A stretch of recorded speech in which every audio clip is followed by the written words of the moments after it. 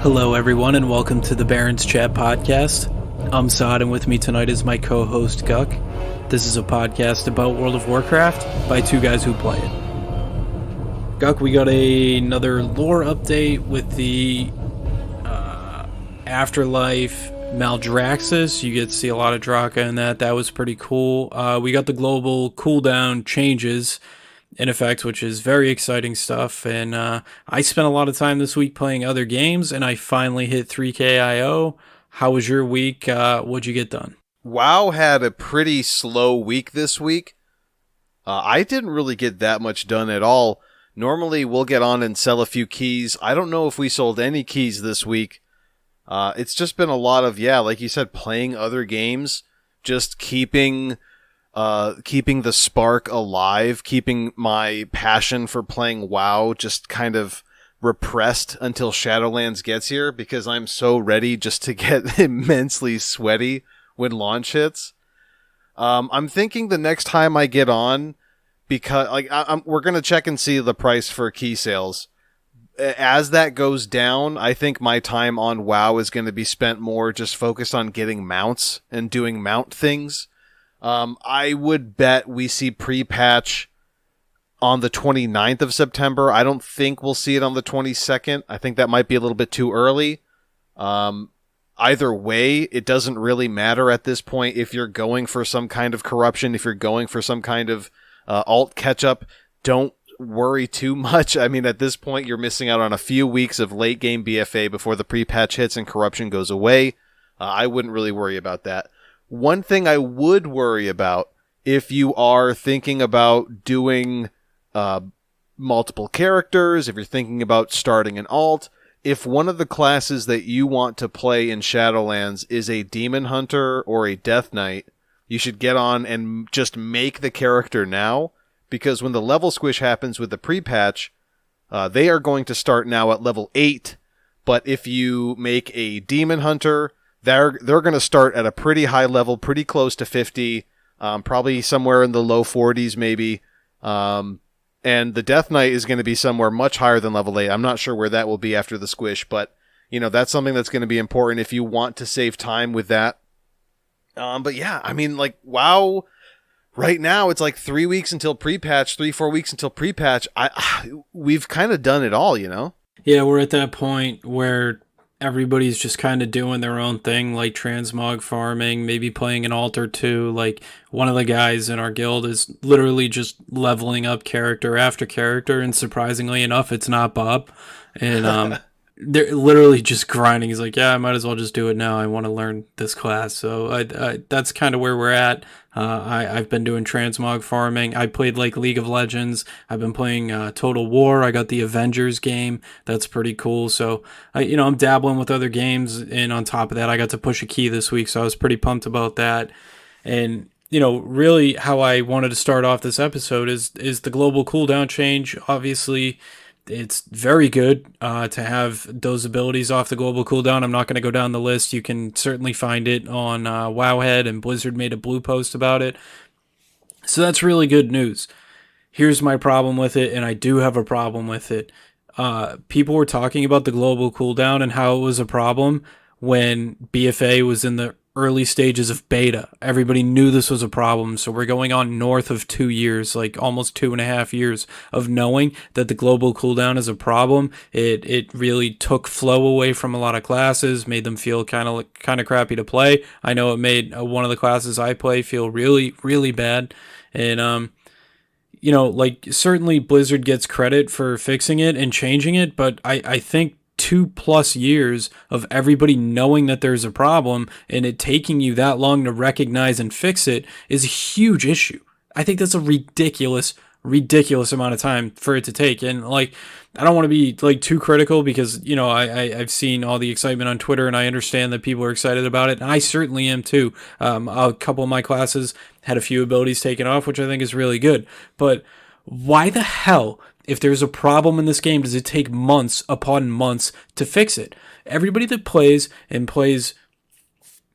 pays $15 a month to play, or they use gold, which in turn costs, I think it's like $20 or $25 for a token. So Blizzard actually makes more money off of that if you use gold. So and the game is entirely online. It's always changing. People are always adapting, and like there are no changes in this game ever unless it's a patch, which takes roughly 6 months, 8 months. If something's really broken, then they'll stretch it out, and maybe they'll do a hot fix real quick to adjust something. But like you'll see classes that are broken. Like if your class sucks in the first patch of Shadowlands, don't worry, it'll get fixed by 8.1. Maybe it won't. Like that's terrible.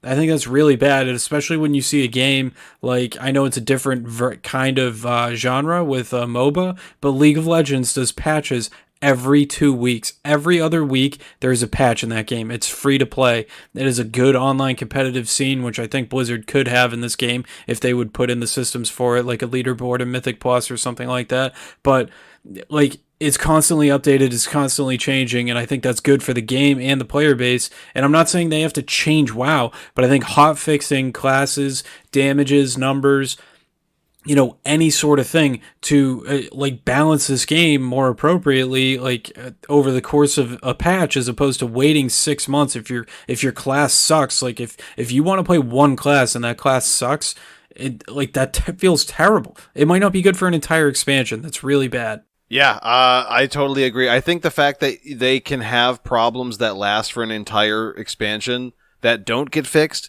but then there are certain things like momentary exploits that could allow you to level faster, momentary exploits that are found out that are ways to make gold. The last big one, the one that Preach actually got momentarily banned for, I believe was a leveling exploit. They have fixes for that stuff immediately. But when it comes to things that players complain about, as far as like this is a problem with my gameplay, this is a problem with the intended experience, they don't do anything. So for them, they have this kind of idea of like, all right, well, if it fits our intended experience, then we'll keep it. But if it doesn't fit the intended experience, then we'll get rid of it right away. Well, what if your intended experience ends up sucking? Do you want to continue intending that everyone doesn't enjoy your game? Like, with Azerite armor, everyone knew it was a bad idea because it got rid of set pieces, and it was this weird kind of like illusion of choice where for some classes you have to stack 3 of a certain trait, which means you have to get a certain 3 pieces of Azerite, and there was no ripcord. I mean, we're seeing a lot of this talk in Shadowlands about the ripcord, about how if covenants truly suck, they can pull the ripcord and there can be fluidity between covenants and it won't be a binding system. I get that may have not existed for Azerite armor, but there's no reason to say that the GCD changes were a core part of BFA's gameplay, right? They 100% had the ability to remove it, but didn't. And I think that, to me, is like hopefully a big dynamic shift that has happened behind closed doors in Blizzard. Because if they say that they have a ripcord for a system as big as Covenants, as big as a system that they are saying is the flagship system for this expansion, it's printed on the spine of the box when you buy the deluxe edition.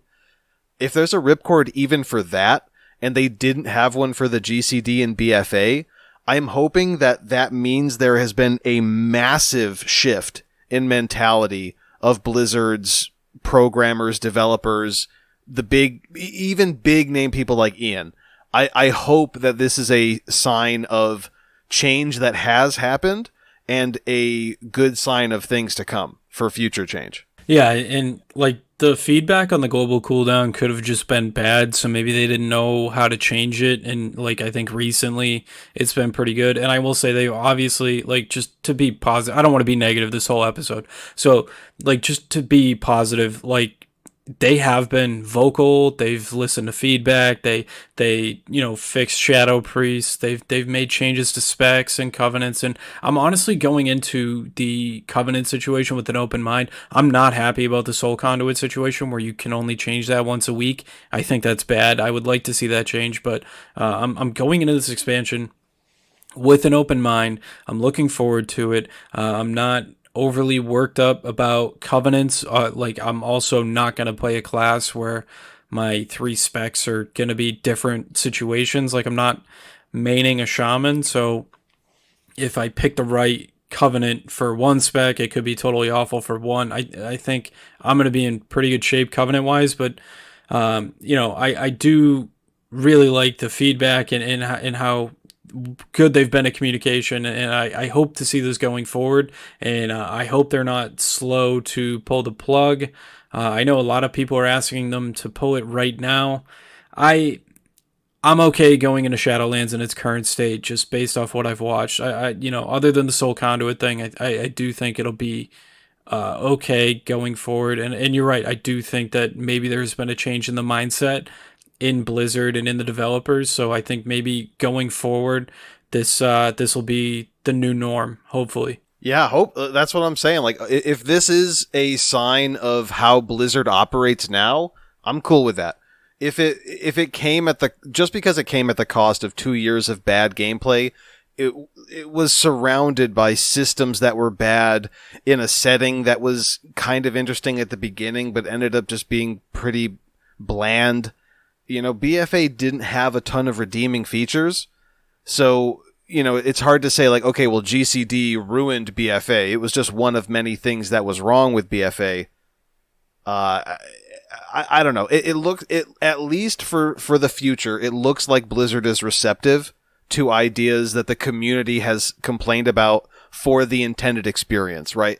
And I'm hoping that translates to Blizzard being quick in activity to fix problems in both the unintended experience and the intended experience. Yeah, and just going forward off that, like with Shadowlands looming around the corner, even if you're like a hyper casual and like kind of like a solo player, I would strongly suggest and urge you to try a guild, join a guild. There's all kinds of different guilds out there. WoW is significantly better in a community. Preach just made a video about find your guild now.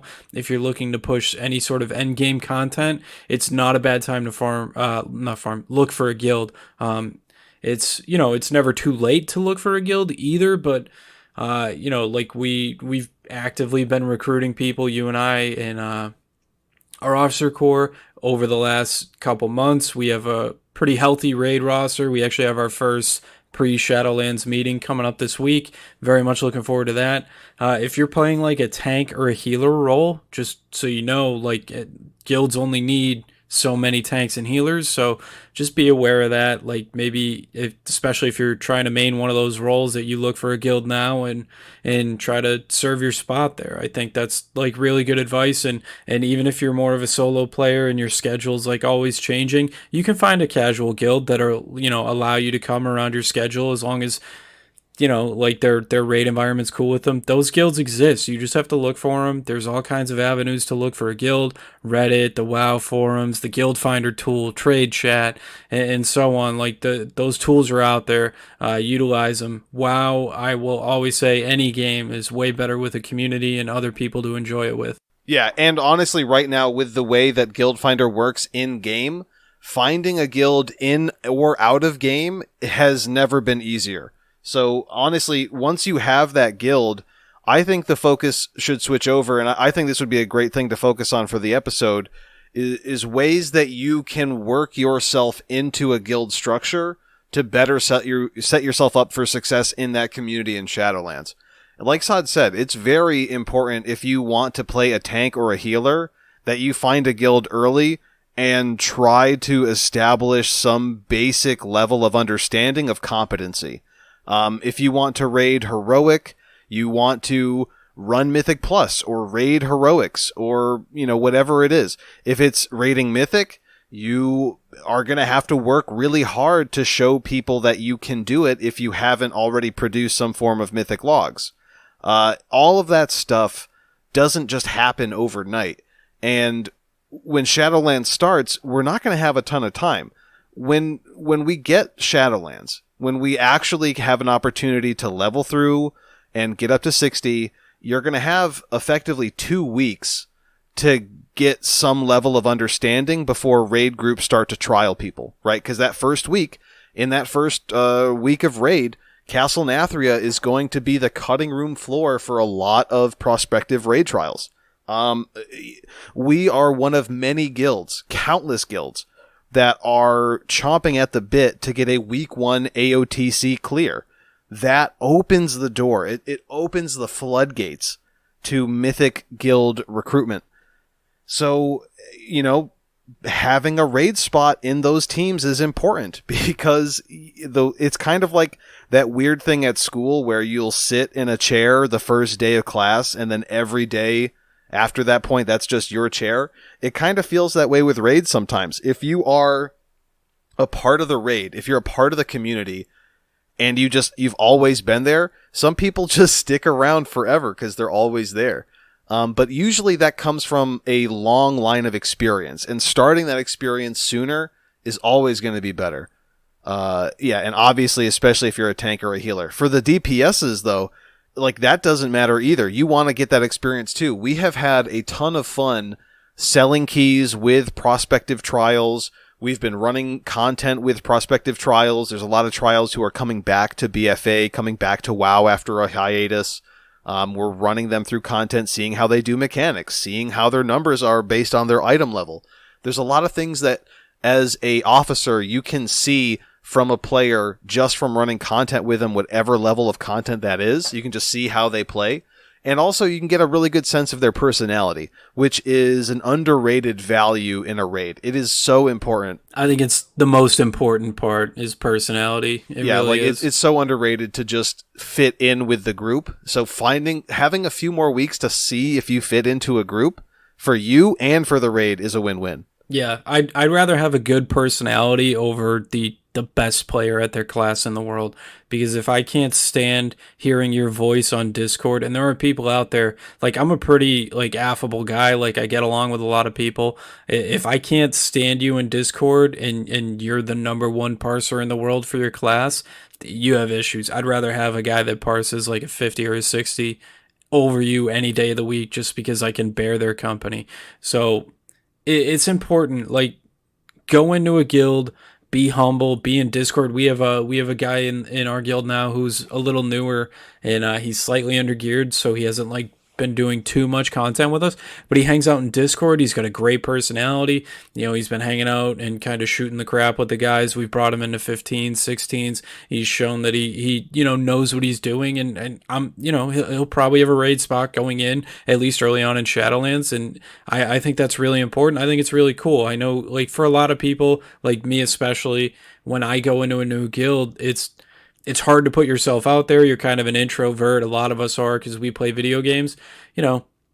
Put yourself out there, go into a guild Discord, see what they're all about, like see how the chat is, all the like the chat channels, the text channels, check all that stuff out. Like, maybe you're going to see stuff in there that, you really don't care for and you can leave. That's another thing too. I've noticed with like a lot of people is like, they'll be worried about their guild, but it's like, you're not married to your guild. You can just G quit and look for another one. There's really nothing holding you there. It's a video game. You should ultimately enjoy yourself. And if you're not enjoying yourself, look elsewhere. I would 1000%, tell that to anybody, even people in our guild. If they want to push other content or do other stuff, like, there's no hard feelings. I have people that I raid with in other guilds that like are my good friends and still hang out in Discord that we're not in the same guild anymore. It's a great way to meet people. I would encourage everybody to do that. Yeah, and trials go both ways. You are trialing that guild just as much as they are trialing you. I think it's a good thing to say specific things that people can do that will benefit their guild joining experience. I think you mentioned a few really good ones.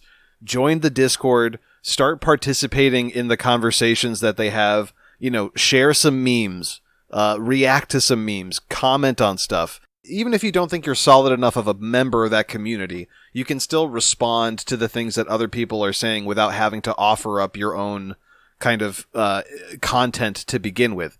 So, definitely participate in the Discord chat. If you aren't participating on voice chat, participate in text chat.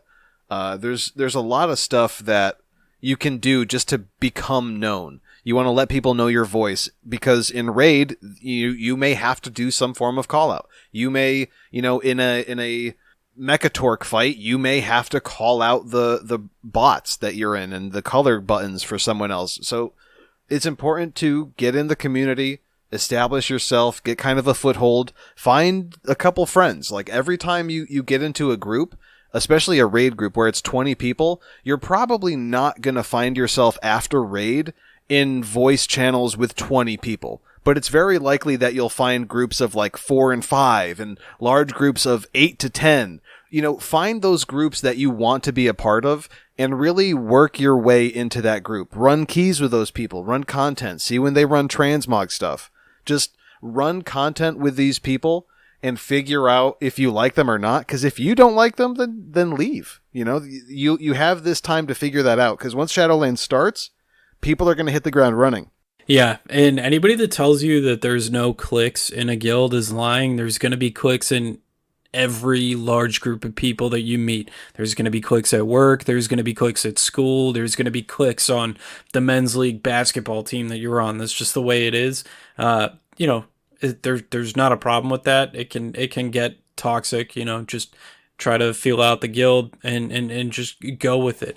It's like it's crazy because I see so much of the player base that plays solo, and you know that is, if that's what you're into, then that's fine. And you could ignore this because there's nothing wrong with playing solo. I would say that most people will probably enjoy raiding. Like if you're somebody that raids in a pug every week as opposed to trying to raid in a guild, I would say, you know, you're probably high because that is not an enjoyable experience. I think I can't even pug a Mythic Plus, let alone a raid. It's sheer misery. So, I do it, but I would encourage you to look for a guild, even if your schedule is alternating. Like I said, you know, talk to the officers, talk to the raid leader, the guild master, whoever you need to talk to. If your schedule rotates, maybe 1 week you pug, maybe the next week then you're in the raid roster because you can make it, or you know, whatever you need to do. I think that's really important. Yeah. Any other big things that you think people should do when joining a new guild?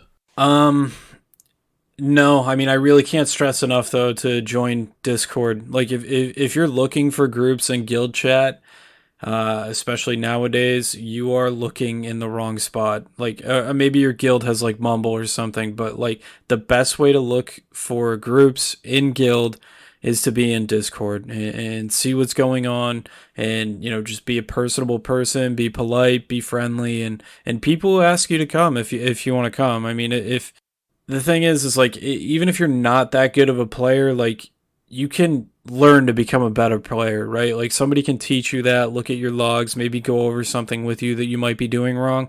Having a good personality is by far the best way to see yourself succeed in any community. Yeah, I think that's the perfect capstone for that topic. There's a couple more things that I want to bring up before we wrap up today. Something that I'm kind of excited about, but apprehensive, and I want to get your take on this because we haven't talked much about it. There are a lot of changes coming in Shadowlands that will affect group composition, and I think very importantly, group composition for Mythic Plus. So when you have a raid and you've got 20 spots in a Mythic raid, it's pretty easy to fill each individual buff that you need without requiring those war scrolls. But once Shadowlands hits, we are going to see a massive increase in the value of class utility because we're not going to see the same meta where it doesn't matter what class it is, you just bring buff scrolls, you have engineers with battle res if you don't have any battle res, and you bring drums if you don't have a lust. So we're seeing the engineering res go away. We're seeing a massive change to potions, and I think the same thing goes for the 5% class buffs and the drums. So I want to get your opinion on that, Sod. What do you think about this massive change? I love it. Drums are getting a huge nerf, and I love it. I know like different people have different opinions, and I guess those people who don't play with like those specific classes maybe feel like they're kind of getting the shaft, but I really, really like the importance of class utility, and I don't like that it's gone away in the last couple expansions, and I'm really happy to see it come back. Like, if you want a battle res, you have to bring a warlock or a death knight or a druid, and if you want a good bloodlust, you better bring a mage or a shaman. Like, I think, or a hunter if they have it. I think that's a really, really good change for the game. I know, like, if you're kind of stuck in the same group and you guys are missing that utility, then you're just gonna have to learn to adapt without it. And I think that's cool. I think that's awesome. I think it's important to see a variety of classes inside the dungeons, and I don't like that, we've been seeing a lot of stacking going on, and I really like this change. I think, maybe it'll suck at first, but I think people will adapt to it. You'll see some creative compositions going into the MDI and whatnot. I really like it. I don't know how you feel about it. I really like it. I believe that we will see some manner of shift, but only if the class buffs that exist are strong enough to outweigh the imbalance essentially of the meta. So, like, let's say the current meta where you just stack 3 hunters, you lose in Shadowlands. If you bring 3 hunters, you lose the physical damage buff from monks, the magic damage buff from demon hunters, the intellect, the attack power, the stamina, and you don't get to B-res. So the question there is, like, are hunters so overpowered that it actually outweighs the cumulative effect of all of those buffs? It's possible. Blizzard is not the best at balancing. So if it happens to be the case where bringing your standard lust, because that is a massive difference, right? 15% haste to 30% haste from the classes that have a true lust. I believe we'll see a meta where we will be bringing a true lust no matter what. So mages, hunters, and shamans, congratulations, you've got an increased shot of getting into Mythic Plus and Shadowlands. But I do believe once the Mythic Plus theory crafters figure out which one is the best, we'll probably still see some form of stacking, but either on a lustable class or one lust class with 2 other stacks that have nothing to do with the class buffs. Because, I mean, at the end of the day, it really just depends on how strong are the buffs that you'll bring. There are too many to hit everything, right? So you can't have every single buff unless you do a specific build where it's like priest, warrior, mage, demon hunter, and monk. And that's like strictly the rotation. I don't think that's going to be the case because I don't think those buffs are strong enough. So we will find some median between those two, between like getting every buff and just bringing lust. But either way, I hope it translates to a more varied meta. I hope. If not, we're going to see mage double rogue or hunter double rogue or shaman double rogue, depending on balance and whatever tank is the flavor of the month, and probably resto druids for their B-res, I hope we see some variation, but it might just go back to the stagnation we saw before Awakened, where it's like, well, everyone needs to have a shroud, we need to have shrouds, and that only comes on rogue utility, so, screw the buffs, we're just going to stack rogues, bring a lust, bring a B-res, and be done with it.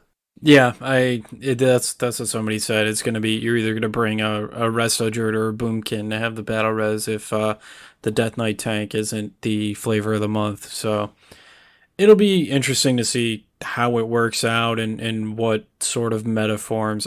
But I am very excited to see where we go from here, and we're just over a month and a half away. We have our guild meeting. I'm pumped to get like guys that we haven't talked to in a while in there. Like I talked to Dump Shock today, and he's gonna be there. So like just excited to see everybody, get confirmation on what everybody's gonna play, stuff like that. Really looking forward to what's next. Hopefully we get a pre-patch soon, or at least an announcement. And let's move forward strong into Shadowlands. Yeah, man, I'm hoping we get some kind of tweet or some kind of blue post where they say, Shadowlands is 2 weeks away. Here's what to expect. And then we get like that little pre-patch trailer where it tells you all the different things to go and do during the pre-patch. I expect to see a video like that 2 weeks out from release. So maybe next reset on the 15th we get news like that. I think that would be great. Another little thing that you guys can do if you care about it, there's going to be some kind of free Shadowlands mount that you can vote on. I think the community is making it and selecting it. I don't know that much about it. It's something that I just came across today, so check it out if it's something you guys are interested in. But if not, is that it? Is there anything else you want to mention before we close the episode? If you're voting for the cat on that, you're wrong. There are so many effing cats in this game. If you're voting for the cat, the slimy saber or whatever the hell it's called. The gooey slime saber? I hate you if you're voting for that. All right, yeah. If you're a Barrens Chat fan, do not vote for the gooey slime saber. Thanks again for listening. You guys are the best. Rate and review us on Apple Podcasts. We actually got a recent review.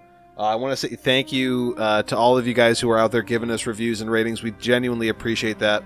I like coming across those and reading those while we're dealing with episode nonsense. Check us out on the website, barrenschat.podbean.com. You can find all our contact info there. Twitter, at BarrensChatPod, at SaudiLOL, at GuckyMan. And we'll see you guys in the next one.